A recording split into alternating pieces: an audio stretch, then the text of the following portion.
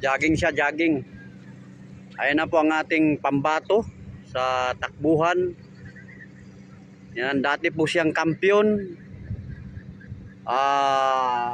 Lumaban sa Asia. Naging second runner-up.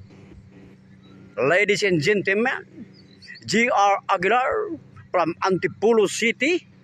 Yan, 125 pounds, no loss, no draw, and no win.